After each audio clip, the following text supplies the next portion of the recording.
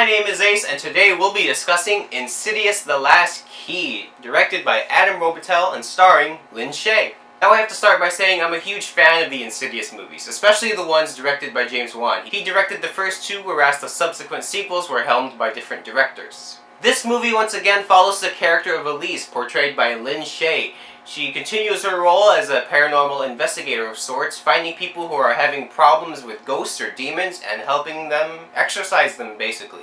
Now when it comes to the Insidious franchise, there has always been a noticeable decrease in quality with every following film. Never a tremendous decrease in quality, just enough to notice that there's not as much substance and flair following the previous ones. Now, I'm not saying this movie isn't scary. This movie is definitely scary, but the scares it has aren't as memorable as the ones from its predecessors, and that's just something I noticed. One thing the movie does very well is the build-up towards the scare, the suspense that builds, and the tension that tightens every time a character moves through a dark area. The movie builds up the suspense well enough for the audience to be uneasy when they're watching the scene. I felt myself very stressed when I was going through these scenes. I judge horror movies on the level of stress that they give me as I'm watching them. And this movie definitely gave me a lot of stress when I was watching some of these sequences, these horror sequences.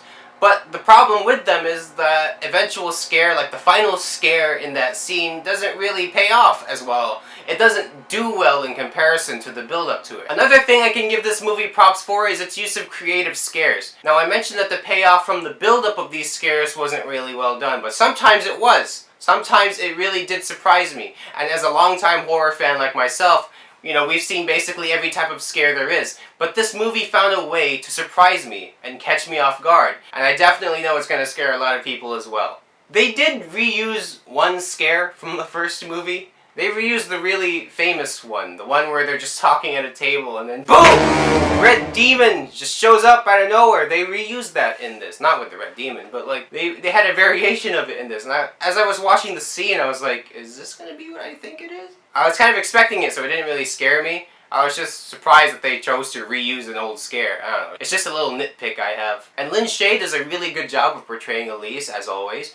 And let's keep in mind that Shaye is in her 70s, and she's basically the star. She's basically the lead of this franchise, and that's very impressive to me. And mad respect to her for that. When it comes to the character of Elise, she's basically the heart and soul of this franchise. I don't know if the Insidious franchise would do well if it wasn't for her character. If she wasn't in any of the Insidious movies, I don't know how these movies would fare, really, because she really carries most of these films. And she does a good job of doing it as well. In this film, we get to see more of her background, her history with her family before, her abusive father.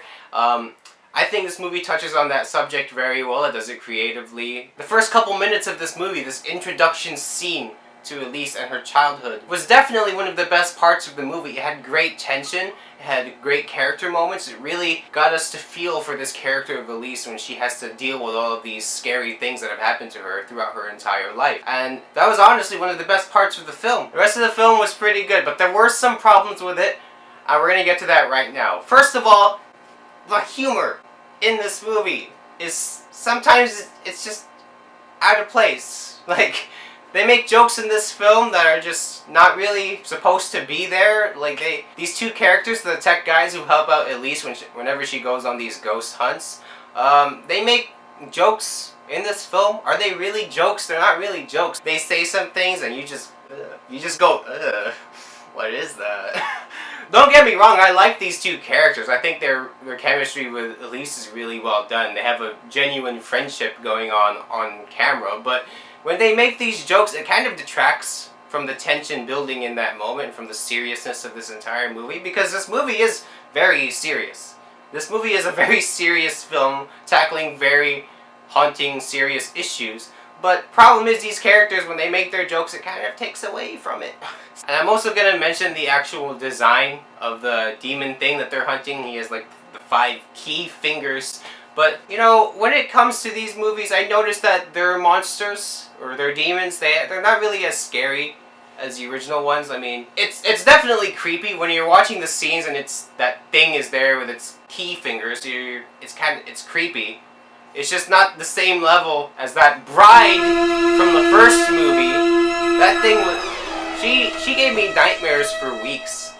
But this thing, I'm gonna get over how scary it is in a couple days. I think I was over it after the movie was over. But overall, this movie is a good movie. It's definitely something I would want to watch again. I would want to rewatch all of the Insidious movies all over again, really, because it's one of my favorite horror movie franchises. This film focuses on characters. It builds up character like most horror movies fail to do. It has a good understanding of suspense and how to build it up and how to misdirect the audience like most horror movies fail to do. It makes you care about what happens, like what most horror movies fail to do. With all that being said, this movie's grade is a B. It's a solid horror film. If you haven't seen it yet, go watch it. If you haven't seen the Insidious franchise yet, go watch it because you're missing out on some really great scares. Alright, that's gonna do it for this video. I hope you liked it. If you want to see more, subscribe to my channel. Comment down below what movie you think I should review next. I'd love to hear what you guys say. If you liked the video, like the video. If you didn't like the video, like it anyway.